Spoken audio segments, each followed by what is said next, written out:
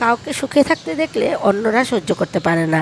হ্যাঁ, আজকে তোমাদের সাথে এই দু একটা কথা আমি শেয়ার করব। হ্যালো ফ্রেন্ডস, কেমন আছো তোমরা সবাই? আশা করি তোমরা সবাই ভালো আছো, আমিও ভালো আছি। কুয়াশা ভরা সকাল দেখে মেয়েরাও দাঁড়িয়ে পড়লো জানালার পাশে। আমিও ওদের সাথে 2-1 মিনিট দাঁড়িয়ে পড়লাম। সকালে তো দাঁড়ানোর ক্ষমতাই নেই, কারণ অনেক ডিউটি আছে। সকালের পর্বে কাজকর্ম শেষ হয়ে গেল, মেয়েরা বেরিয়ে গেল স্কুলে। আর বাজার এসে পড়েছে, মানে আমার দ্বিতীয় পর্ব শুরু হয়ে গেছে। সংসারের কাজকর্মের তো আর হিসাব নেই। তাই সকালের বাসন টাসনগুলো মেজে দুপুরের যোগাযন্ত্র করতে হবে।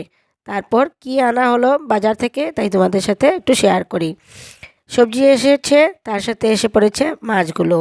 তাহলে কেটে ধুয়ে এগুলোকে রেডি করে নিতে হবে। মাছ তো কাটিয়ে আনা হয়, তাও পরিষ্কার করতে অনেকটাই সময় লেগে যায়। মাছটা ধোয়া হয়ে গেছে, এখানে রেখেছি পুঁটি মাছ, যেগুলো করব তরকারি।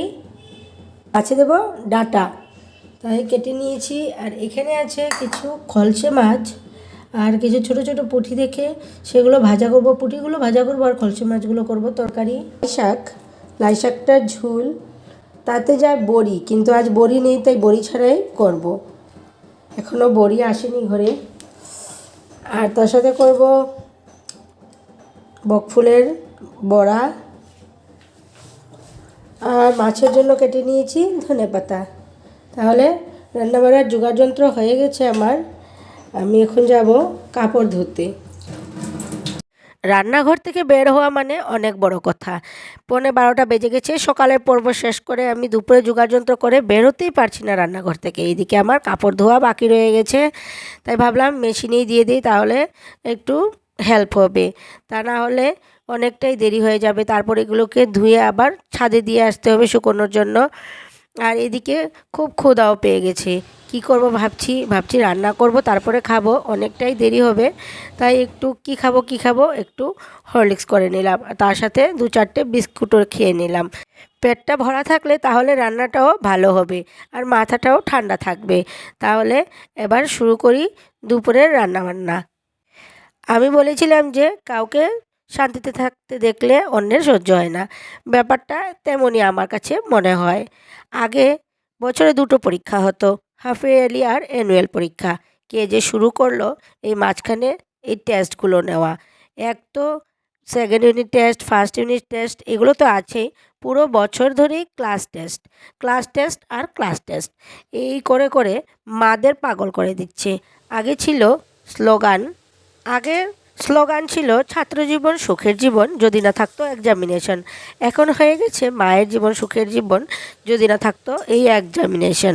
আমি স্লোগানটা ভাবছি এটাই হওয়া উচিত এবার, কারণ পুরোটা বছর ভরে পরীক্ষা পরীক্ষা আর পরীক্ষা। ছেলেমেয়েরা এত বুঝে না পরীক্ষা নিয়ে, আমাদের যত মাথা ব্যথা। এই পরীক্ষা করে কোথাও যাওয়াও যায় না, শান্তিতে গেলে 2 দিন থাকাও যায় না। আগে তো কত ভালো ছিল, বছরে 2বার পরীক্ষা হতো, বছর ভরে পড়াশোনা করো, অ্যানুয়াল পরীক্ষাটাতে একটু চাপ ছিল, এটা দিয়ে রেজাল্টটা নির্ধারণ করা হতো। কিন্তু এখন আর তেমন নেই। পুরো বছরের পরীক্ষা থেকেই ওরা মার্কস নিয়ে তারপর পার্সেন্টেজ বের করে। হায় রে, কী দিন এসে পড়েছে! আগে শীতের দিন আসলেই মনে হতো এবার পরীক্ষা শেষ, এবার ঘোরাঘুরির পালা। শীতটাকে আমরা কি সুন্দর করে এনজয় করতাম। তাই আমি আগে প্রথমে আমার মেয়েদের দিয়েছিলাম সেবা কোর্সে, যে মানে ডিসেম্বরে পরীক্ষা হয়ে যায়, জানুয়ারি ফেব্রুয়ারি মোটামুটি একটা ঘোরাঘুরি করা যায়। কিন্তু এই করোনা ভাইরাস আসার পর থেকে ওই গেল আবার ওই সিবিএসসির লাইনে, ওই মার্চ এপ্রিলে গিয়ে পরীক্ষা শেষ। এই গরমে বৃষ্টির দিনে কোথাও যাওয়ার জন্য মনও চায় না।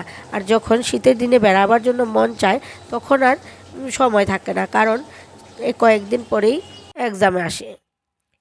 আগে তো যাও আমার মেয়েদের স্কুলে 7 দিনের মানে শীতের ছুটি দিত, কিন্তু এবার দেখলাম শুধু 3 দিনের ছুটি।